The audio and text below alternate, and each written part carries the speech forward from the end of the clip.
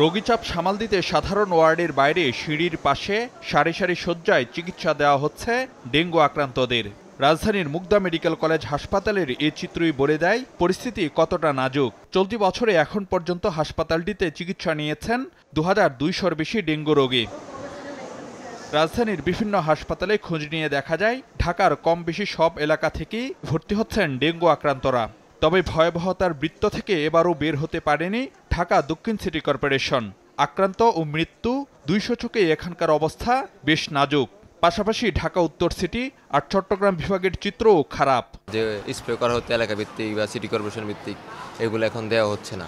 সন্ধ্যার সময় আগে ওষুধ দিত, এখন এগুলো আমরা দেখতে পাই না, দেয় না। সবসময় যদি করা হতো তাহলে ডেঙ্গুর এতটা প্রকোপ হতো না।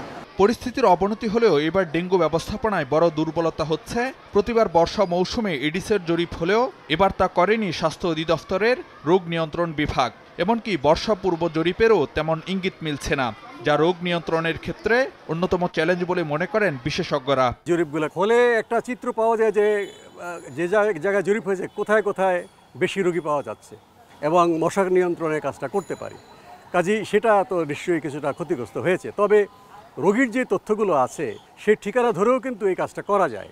তবে সেপ্টেম্বরের শেষ সপ্তাহে জাহাঙ্গীরনগর বিশ্ববিদ্যালয়ের প্রাণিবিদ্যা বিভাগের জরিপে যে চিত্র মিলছে তা বেশ উদ্বেগজনক। জরিপ অনুযায়ী ঢাকার প্রায় সব এলাকায় এডিস মশার ঘনত্ব বা ব্রুটো ইন্ডেক্স 20-এর বেশি, যার অর্থ দাঁড়ায় পুরো রাজধানী এখন ঝুঁকিপূর্ণ। এমনকি উত্তরা, ধানমন্ডি, গুলশান, বনানীর মতো অভিজাত এলাকায়ও ব্রুটো ইন্ডেক্সের মাত্রা 50-এর বেশি। আর এডিসের ঘনত্ব ও রোগীর হার বিবেচনায় সবচেয়ে ভয়াবহ অবস্থা মুগদা, মান্ডা, যাত্রাবাড়ি, দোলাইপাড়, দনিয়া এলাকায়। পুরো ঢাকাটাই এখন হটস্পট। পুরো ঢাকা শহরেই এই ব্রুটো ইন্ডেক্স 20-এর উপরে আছে। তো 20-এর উপরে থাকাটাই মানে হচ্ছে আমাদের জন্য ডেঞ্জারাস। তবে কোনো জায়গায় এই ব্রুটো ইন্ডেক্স আমরা 90 পর্যন্ত পাচ্ছি। এই এডিস মশার ঘনত্বর সাথে ডেঙ্গুর একটি সম্পর্ক আছে, আবার এর সঙ্গে ডেঙ্গু রোগীও থাকতে হবে।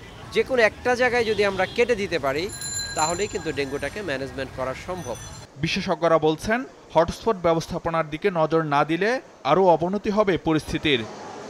ডেঙ্গু নিয়ন্ত্রণের ক্ষেত্রে অন্যতম গুরুত্বপূর্ণ বিষয় হচ্ছে পর্যাপ্ত তথ্যের ভিত্তিতে সঠিক কর্মপরিকল্পনা নির্ধারণ করা। কিন্তু এবার সেখানেই বড় ঘাটতি, যার পরিণতি হচ্ছে হাসপাতালে ক্রমেই বাড়ছে রোগী চাপ, বাড়ছে মৃত্যুর মিছিল। ফারুক ভিয়া, রবিন, সময় সংবাদ, ঢাকা।